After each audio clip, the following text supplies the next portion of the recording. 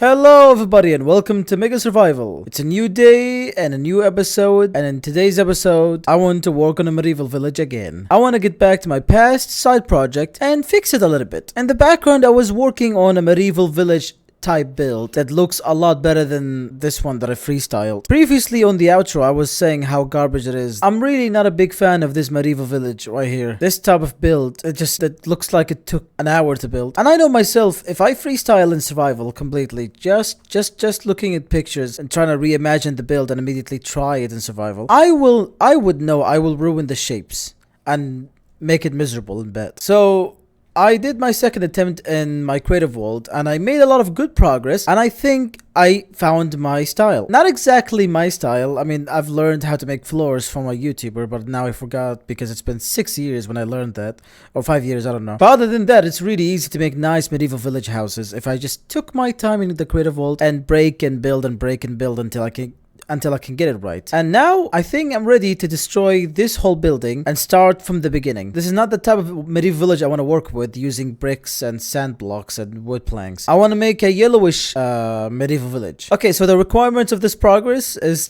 to destroy this whole build, make sure I keep these dudes in the same area, and figure out how I can fit my build where the breeder can stay in that same position, and yet maybe figure out another different building that would take me another 2 hours to design. But other than that, I have the plan ready. It's time to destroy this sad build. I don't know about you guys' opinion, if you even like this build. In my opinion, I can't even like improve it. Like from the beginning, I know I ruined it. So even trying to fix it is absurd. So for now, I'm gonna just destroy it and build on it. So let's do it.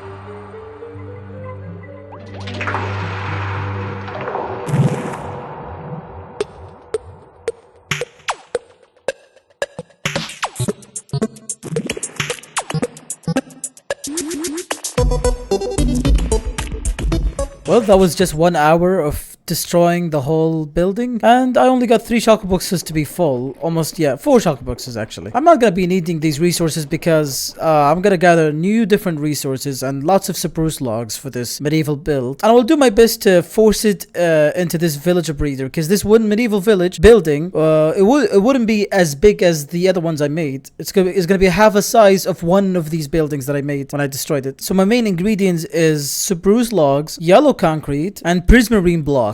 Not the black ones, the regular ones. Not the ones that requires ink. So yeah, I'm gonna be going back to my base, gather all the resources I need, and I will try to fit this build into this breeder, because that's gonna be the breeder build. And then I'm gonna try to make another medieval village building just for the traders. Although I'm thinking about like building that specific build, but make a cave for these villagers, because I wouldn't think those villagers would fit in that tiny house. Look at that mega base. It's 2 open spoons. 2 open spoons? Oh, I mean 2 open straws. Like you can actually get in there. I didn't even torch up the area from the inside. I forgot to even check the inside of this build. Oh my goodness. Nothing going on here. That's actually awesome. There's no mobs in here? I thought there was gonna be a lot of mobs. There's no mobs. This is crazy. Well, let's see if we have any spruce at all. Dark oak? Dark oak. Okay, I have no spruce at all. So we might just start collecting spruce, or we're gonna use the tree farm, since it's easier to use the tree farm, to be honest. Well, there's the spruce biome. It wasn't too hard to find, so I guess it's time to take down the logs and use my quick hoe. And I also got lots of yellow concrete on my hands, so that's good. How many spruce saplings will we get from one tree? My mouse is lagging. I don't like this. Okay, I got lots of sticks and I got 5 saplings. Well, that's good. 5 saplings per tree. That means I'm gonna take down 4 trees. Wow, this one tree is not dropping anything. Actually, it dropped 3 saplings. Never mind. Okay, 3rd tree of the day. Where did I get this egg from? Get out! 4 trees. Almost done. Yes, we got 20 saplings. Perfectly. Now I can go back to my tree farm and test how my tree farm can actually function with these spruce saplings. I hope my tree farm can work. When I say my tree farm, it doesn't mean I am the creator of the tree farm. When I say my tree farm, I mean a farm that I built, that I watched a YouTube tutorial to make for. Doesn't mean I created the farm. I just keep saying that. I keep saying my farm, but it's not actually my design or that I made that farm myself in a YouTube tutorial. I think I lost home. Well, there we are. Back to my base. Back to the tree farm. How can we make this tree farm work? Let's see. Because I'm already using the regular saplings, and I hate digging for spruce logs, even the big trees, because I can't use the haste effect with the Finch 5 axe. It wouldn't break like how bedrock would break the logs quickly. So I have to use a tree farm, but this tree farm is actually awesome. Like it's fast enough where it beats me in record. I'm not even faster than this farm, even if I was trying to do efficient spruce mining in Bedrock Edition. So there's no sapling here, which is awesome. I think all I have to do is just press the sapling in, I think. Not maybe. Is this something I have to activate? This button? No? Yeah, I don't remember this farm. It's this lever. Okay, let's see if it works with sapling logs. Sapling spruce saplings. One sapling. Okay. Oh my god, I love how consistent it is. Nothing broke. Okay, that's awesome. Oh my god, I like this. I'm already happy. Well, it does work with spruce, so that's a good thing. Because I don't want to worry about breaking logs myself. So yeah, I can rely on this tree farm. That's awesome. Let me just take 10 minutes on it because I don't need that many logs to build that villager medieval village house.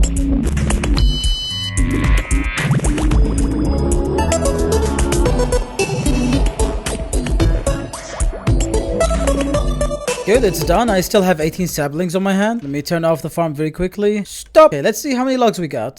This chest. Okay, that's all I need. Good amount and extra logs on this side. Just 10 minutes. Just 10 minutes. Yeah, I don't have space. Okay. Well, alright, I'm gonna grab me some shulker boxes. That is concerningly fast how much logs I get in 10 minutes. But aside from that, let's go back to the concrete converter and convert all these yellow concrete powders. So let's see how many amounts I should drop in 3 chests. Gotta divide this into 3. Okay, that was easy. There we go. Boom, boom, boom. And I should go down. Yeah, I gotta get my auto clicker. Okay, I placed an obsidian block to actually make it easier for me to aim into this position, and I broke the redstone dust, so I don't have to worry about these dispensers or droppers to drop the items quickly. So now I can just immediately go back, get to this area, and then auto click. Yeah, that's easy. I like that. It shouldn't take longer than 3 minutes to get all that concrete to become concrete, I guess. To make all the powdered concrete to become concrete. Let me check YouTube for the fun of it. Oh, it's all Rocket League. I don't like Rocket League. But anyways, the concrete's finished. Now we can turn that off. Okay. That was fast, to be honest. Awesome. Now to the last resource, the prismarine blocks. It should be the easiest since I made that guardian farm. I have a lot of them and I only like AFK'd for 1 hour. So if I check this chest, I should have a lot. Yeah, hell yeah. But I don't remember how to craft these prismarine blocks. I think I just only need the shards. Yeah, I only need the shards. Awesome. Now, I don't know exactly how many blocks I can get from all these shulker boxes, but surely I can get enough for the roof of the village. I imagine I have everything I need. I got the spruce logs. I can turn them into stairs, into trapdoors, into fences. But for all these details, I got the bricks and extra details and extra stuff like the rods where I can make the chimney out of them. I'll show you that little chimney, but after I finish that build. And then I got the prismarine for the floor and the yellow concrete for the walls. So it's time to go back to that place and build the medieval village on that villager breeder. Let's go. Finally, look at these villagers. They are in the middle. I love it. I got so many rooms that I would decorate. Unfortunately, I don't want to do any of that decoration at all. I'm glad to keep this breeder in this one building. And let's show you the outside. Look at that. It's not that interesting, I feel like. It looks weird. I guess I have to fly, actually. There we go. I love that. Wait. Oh, no. They don't render. I was thinking, like, I could make these tiny chimneys above this medieval village house. But it doesn't render, I guess, which is a problem. So I might just go back to using copper rods. That was my original idea, but then I thought maybe if I just use these instead, could be nice. But turns out they don't render at all. Well, that's sad, but they wasn't that expensive because I have to use these instead. Yeah. I didn't replace it. Oh my god.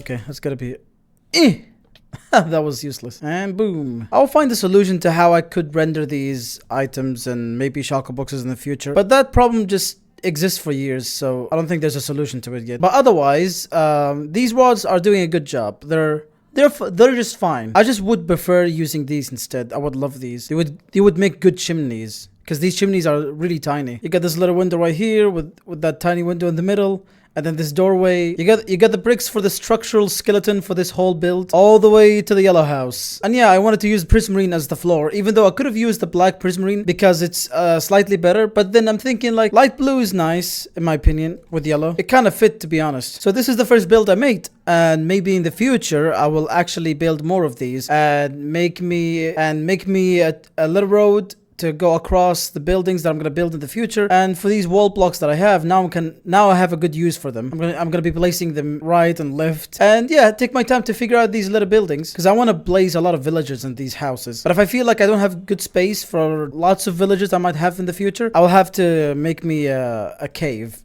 to put these villagers in there, so I can get all the trades I want. But for now, we have one villager over there that has mending, and he's not dead yet, thank God. So I don't know what to do with him. Should I build a house for him, or should I just place him in here, or make him sell the mending in this little wall, make him a little shop building that fits this wall so it doesn't like bother the build? I would love that, to be honest. But there's a problem with this house. A lot of zombies can actually break through these doors easily, and I was thinking like if I add fences like this, that would be a good solution, but then I can't get out at all. So I don't know. I haven't found a solution to keep these doors from not breaking at all. But they look nice. But sadly, I just have to find a solution to this. I could just place fences like on the outside, and then I can make fence gates. There you go. Okay, now we're safe. We have to open 2 doors now, which is annoying, but that's fine. Then I could do the same thing for this one way. Break these 2 and then place fence gates, and there we go. Now we're safe. It does make the house look a little ugly, but you know, we got a lot of details to ignore that. These doors are actually nice. It's fine, to be honest. It's not that annoying. I just want to walk in the village without these zombies to get in. Do I have energy to build another medieval village house? I just don't feel like doing it now.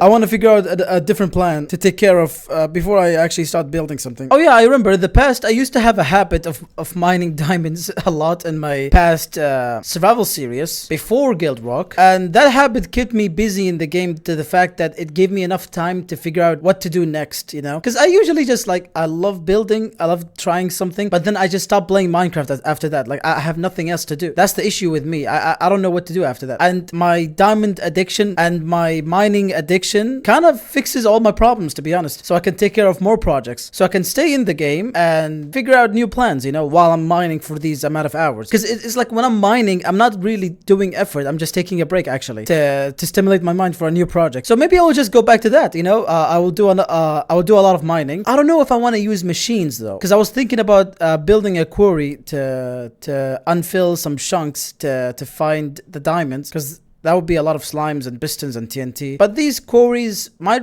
rely on ancient debris, or maybe I can actually go back to the old-fashioned quarry, I guess, because I like the old-fashioned way. I don't want the silly ancient debris, because they cost a lot of time to get in the nether. So I'm thinking like, I'll just do it. I'll just mine with my pickaxe, you know, the best old-fashioned way, the first fashion way, I mean. But let me see like how many pickaxes I have where I can actually put effort, because I'm planning to do maybe 3 hours of mining. Well, I got lots of pickaxes, to be honest. That's crazy. All right, I'm gonna unfill my inventory and go back to get some diamonds. Or maybe I'll build me a mine shelf, a little mine shelf in my own way, in this empty chunk of area. I don't know where I'm gonna build that mine shelf, to be honest, if I wanted to figure that out, because this area is too big that it would look funny if I actually build one. I have to actually like build a mine shelf in a natural area where it looks actually beautiful. Where am I gonna build the mine shelf? Yeah, this biome kind of sucks, I guess. Where I'm gonna build the mine shelf? Maybe in the same medieval village. Maybe in the same area where I build the medieval village, I could actually make me a nice mine shelf. I'll just find me a little cliff. I mean a little mountain, tiny mountains. I'll try to put that mine shelf in there. Just making sure I'm close to that medieval village here. Ooh, should I build it over here? No, that's tiny. Yeah. This area. That would work easily. I mean, make me some space. I might not freestyle that. Of course, I'm just gonna try to be honest, maybe I'll freestyle it. It's the easiest build. It's just adding logs and then place stone and throw random stuff around, and then it just looks awesome because it's not that complicated. So yeah, let's build a mine shelf so we can actually start mining for 3 hours. Well, that is crazy. 40 minutes of building and I get a nice mine shaft like that. Well, on top of my head, I don't even know how he made this.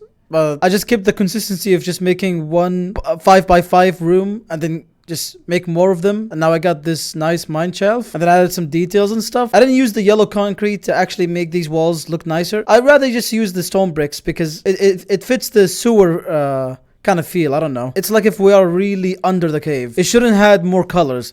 It shouldn't had colors, you know? That's what I mean. And here's the area where I should be mining, I guess. I might have to go all the way to the deep slate and then make myself a water elevator, hopefully. If that's easy to make, I hope. But for now, I got so many barrels so I can fill them with diamonds. I got 1, 2, 3, 4, 5, 6, 7, 8. That's good amount of barrels. And for that, I should be going all the way down and start digging for some diamonds. That if I cared about making a water elevator, to be honest, I'm just gonna use my elytra because I got lots of elytras. I'm not too worried about dying and then losing. So yeah, let's make a mining section, and hopefully we don't take long to go all the way to the deep slate, because I know sometimes it takes a while to make me a really good mining area where I can start actually mining for an hour and stuff. All right, this is my mining area, and the way I can leave, I can just stand on this water and then use my fireworks and fly all the way up, just aiming upwards without hitting any walls. I mean, I did hit that wall, but without hitting any of these cracks. And there we go, I'm back to my mining area. As easy as that. But the reality is, if I'm mining for 3,000 blocks, I kind of have to break all the way up to the sky and then fly back to this base instead of walking back to it, because that's more efficient. Traveling is harder if I'm just sprinting all the way back 3,000 blocks using my feet. So yeah, I would rather just like break out of that mining section and just fly all the way back to this mine shaft. Not this mine shaft, the mine shaft I made.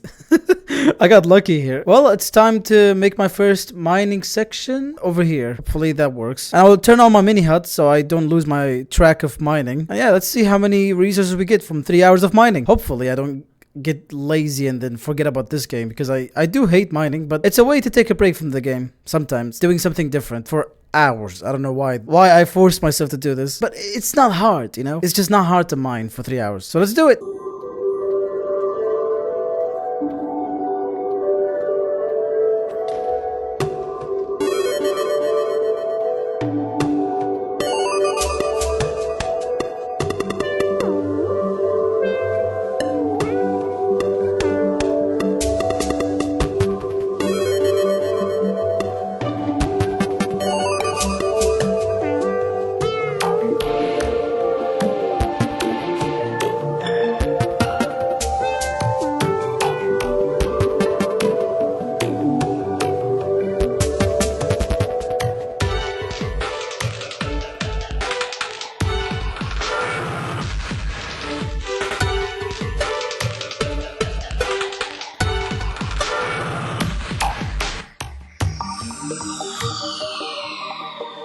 Well, I didn't expect that. In 3 hours, I get this amount of ores.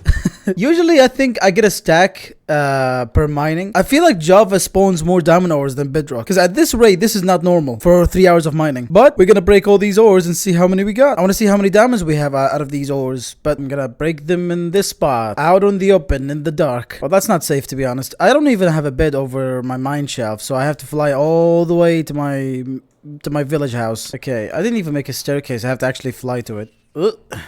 There you go. All right. Yeah. Yeah. I can open these fence gates. I thought I was stuck. Let's put these ores and see how lucky we are.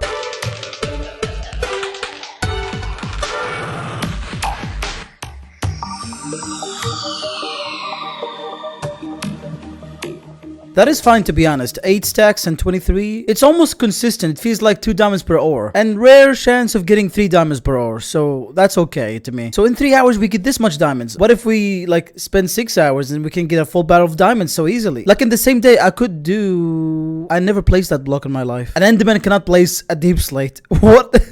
When did that happen? Oh, that's creepy. Okay. I did not touch my word like that. I did not place a block at all. I don't remember. Maybe somebody used my computer for just to mess with me. Anyways, if I spend 6 hours, I can get a full barrel of diamonds, or 7 hours, because I need extra diamonds, because this is 23. I turned off the legacy shading mod. This mod is specifically simply no shading, because I felt like I missed the actual normal shading of Minecraft, because legacy shading looks like this. If I turn these off, and it does look bright, very nice and vibrant, everything feels alive, but it's too bright for my liking. That's my problem here. It does look cool, but then I do have problems with like placing the blocks correctly. I feel like everything just looks fully solid. I don't mean solid, but I mean like I can't tell if I'm on a roof or I'm on a weird curve, because everything just looks like a full chunk of concrete.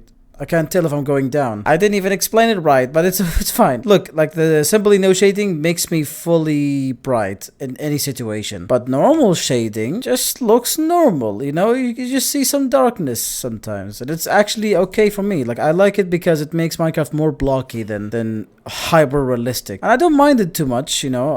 The only issue that stressed me about it is when Mumbo overuses it and Green doesn't use it that much because I watched too much Hermitcraft and I thought like, I want to stick to no shading. But then I hate no shading. I love getting inspired by cool YouTubers, but there's times where I feel like legacy shading kind of looks cool in my opinion. If I take thumbnails, I will always use no shading. But if I ever try to play the game, yeah, I just want to use the actual shading of the game. But aside from that, I'm excited to do more mining and more mega base progress in the future episode. Look at that villager house. I love that. Maybe in the future I would try to learn to build a habit of building more of these villager houses so I can actually make myself a full village. Because this one build took a mental break. It took me like 9 hours to figure out, and that was a mental breakdown right there. I didn't imagine to actually like build it so precisely. Like, I don't think I'm good at it. It's still 7 out of 10. But aside from that, I will do my best to build a habit to just keep building stuff in creative mode and not think of anything. Because I don't know what to figure out. Playing survival mode is kind of boring in my opinion. I don't know what to do. But I got the other habit of, you know, I should go do some more diamond mining if I feel more overwhelmed. And that gave me a lot of redstone ores for any crazy redstone projects I want to make. So that's all I got for this episode. I hope you all enjoyed MegaSurvival episode. I don't know what episode it is, but see you later to the next episode. Bye bye.